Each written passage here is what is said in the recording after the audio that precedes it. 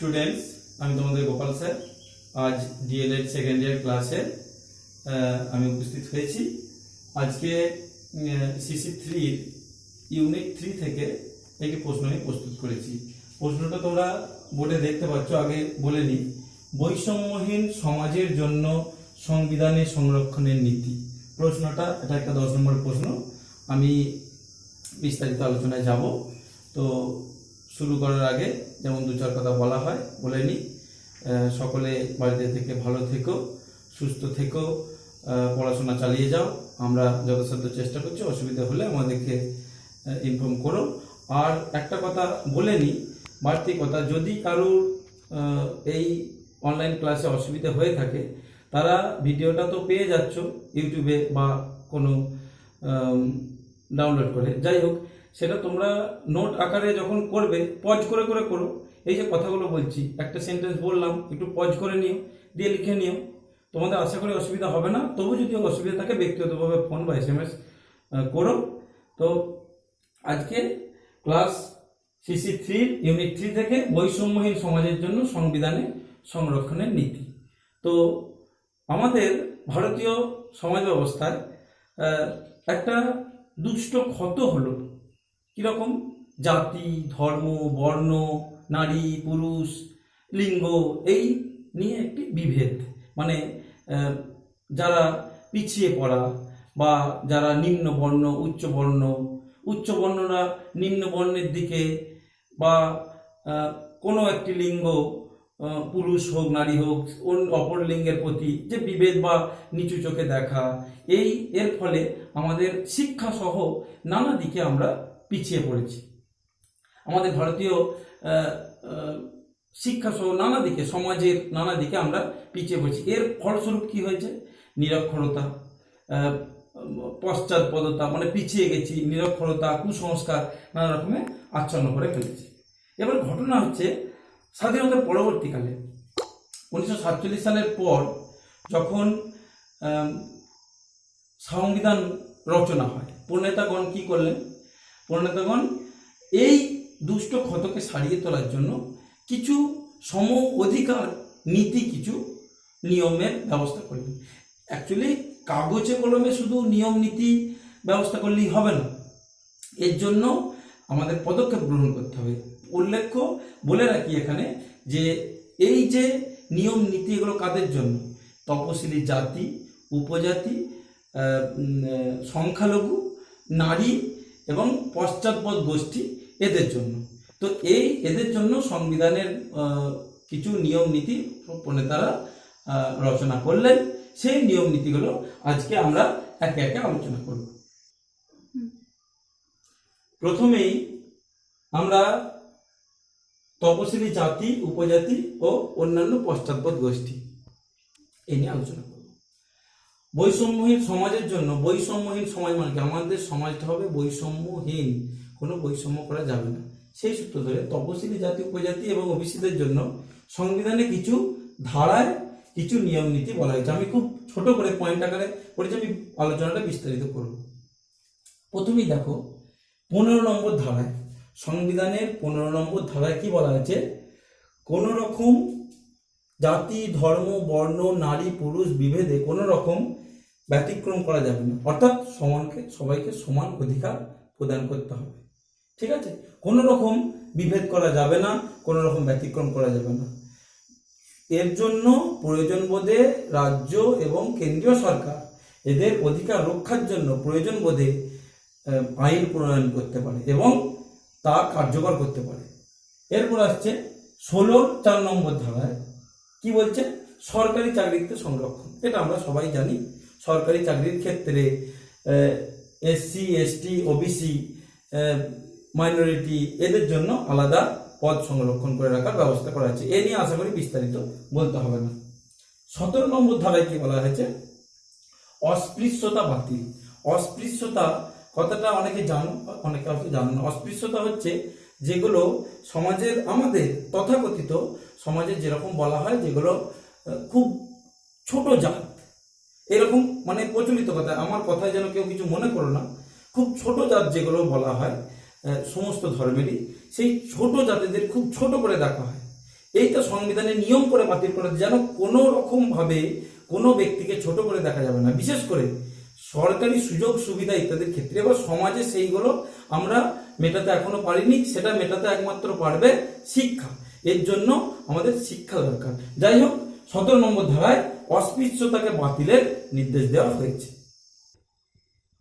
এবার 4 নম্বরে কি বলছে, 275 ধারা 1 নম্বর উপধারায় কি বলছে, আর্থিক সাহায্য কাদের, যে সমস্ত অঞ্চলে মানে এসসি এসটি ওবিসি অধ্যুষিত অঞ্চলে, যাদের পিছিয়ে পড়া অঞ্চলে, যাদের মানে নানা রকম আর্থিক সাহায্য দিয়ে তাদের মানে সংবিধানে এরকম বলা আছে যে তাদেরকে নানা রকম ভাবে আর্থিক সাহায্য করতে হবে, করে তাদের যেন সমানভাবে সমাজের সমান স্তরে আনা যায়।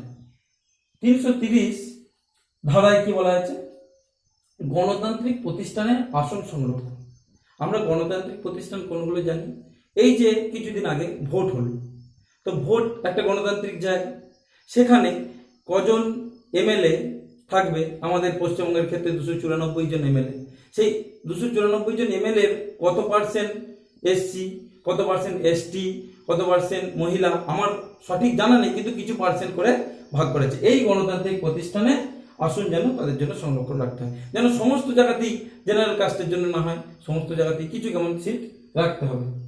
340 নম্বর ধারায় কি বলা আছে, পিছিয়ে পড়াদের জন্য ব্যবস্থা গ্রহণ করতে হবে। যারা পিছিয়ে পড়া অর্থে তপশিলি জাতি, উপজাতি, ওবিসি, এদের জন্য সরকার প্রয়োজন বোধে ব্যবস্থা গ্রহণ করবে, এবং তার জন্য নানা রকম যে ব্যবস্থা, শিক্ষাক্ষেত্রে কোনো রকম শিক্ষা প্রতিষ্ঠান তৈরি বা কোনো রকম আর্থিক দিক থেকে যে কোনোভাবে সাহায্য পিছিয়ে পড়াদের জন্য ব্যবস্থা গ্রহণ করবে।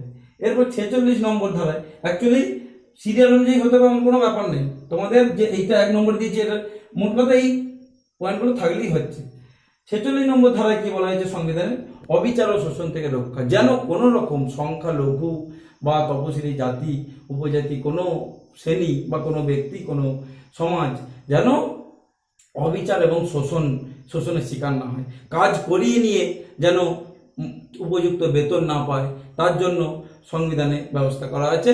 এই হলো তপশিলি জাতি, উপজাতি এবং ওবিসিদের জন্য সংবিধানের সংরক্ষণের নীতি। এরপর আসছি সংখ্যালঘুদের জন্য সংরক্ষণ। এর আগে বললাম এসসি এসটি ওবিসি, ওবিসি অর্থাৎ আদার ব্যাকওয়ার্ড ক্লাস, এবং সংখ্যালঘুদের জন্য মাইনরিটিস, তাদের জন্য সংবিধানে কিছু ধারার উল্লেখ করা আছে। 29 ধারার 1 নম্বর উপধারায় কি বলা হয়েছে, সংস্কৃতি সংরক্ষণ।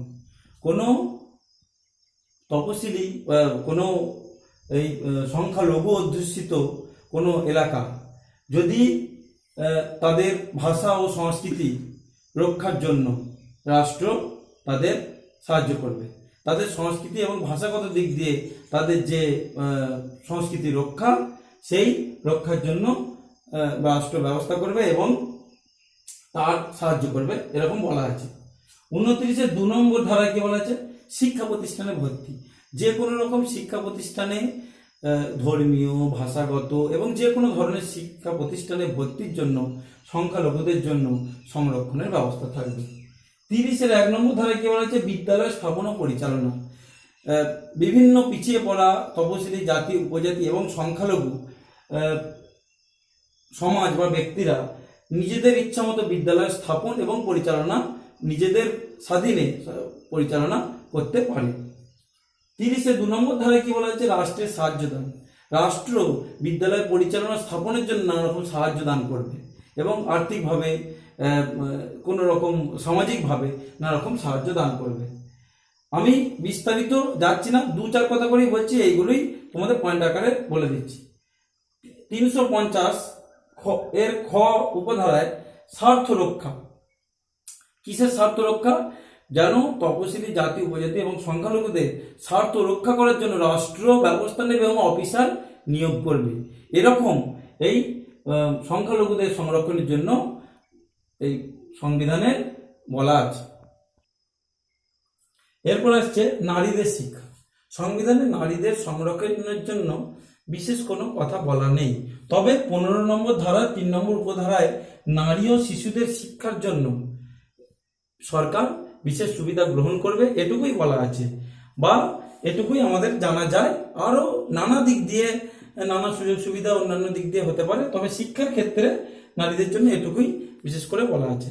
যাই হোক, আমরা আজকে বৈষম্যহীন সমাজের জন্য সংবিধানের সংরক্ষণের নীতিতে আমরা সংখ্যালঘু, তপশিলি জাতি উপজাতি ওবিসি এবং নারীদের শিক্ষার ব্যাপারে বা সংরক্ষণের ব্যাপারে জানলাম। ঘটনা হচ্ছে, এই সংরক্ষণ কতদিন ধরে চলতে পারে? সমাজের মধ্যে উচ্চ বর্ণের মধ্যে বিশেষ করে এই সংরক্ষণের নীতি বা সংরক্ষণের ব্যবস্থা চালু থাকার ফলে উচ্চ বর্ণের মধ্যে একটা ক্ষোভ বা উষ্মা প্রকাশ পাচ্ছে। যাই হোক, তবে আরেকটা কথা না বললেই নয়, যেটা তপশিলি কোনো কোনো পরিবার আছে যে পরিবার বংশানুক্রমে দীর্ঘদিন ধরে সুবিধা পেয়েই আসছে। আবার প্রত্যন্ত কোনো গ্রামাঞ্চলে দেখা যাচ্ছে কিছু কেমন তপশিলি পরিবার রয়েছে যারা এই রকম ধরনের সুযোগ সুবিধাতে অবগতই নয়, তারা জানেই না যে এরকম নানা ধরনের সুবিধা রয়েছে বা তাদেরকে কেউ সচেতনও করা হয়নি। এর জন্য তপশিলি সমাজের মধ্যেও একটা বৈষম্য সৃষ্টি হচ্ছে, যেটা আমাদের একান্ত কাম্য নয়। যাই হোক, এটা বিতর্কিত বিষয় যে কতদিন সংরক্ষণ থাকবে বা কতদিন থাকা উচিত, সেই বিষয়ে আমাদের আলোচ্য বিষয় নয়। আজকে সংরক্ষণের যেগুলো নীতিগুলো রয়েছে সেই নীতিগুলোই আমাদের আলোচ্য বিষয়, সেগুলো আমি তোমাদের কাছে উপস্থাপন করলাম। দেখো কতটা তোমাদের ফলপ্রসূ হয়। ক্লাসটা করে ভালো লাগলে জানিও, আর চ্যানেলটা সাবস্ক্রাইব করে রেখো যদি প্রয়োজন থাকে। এটুকুই, ধন্যবাদ।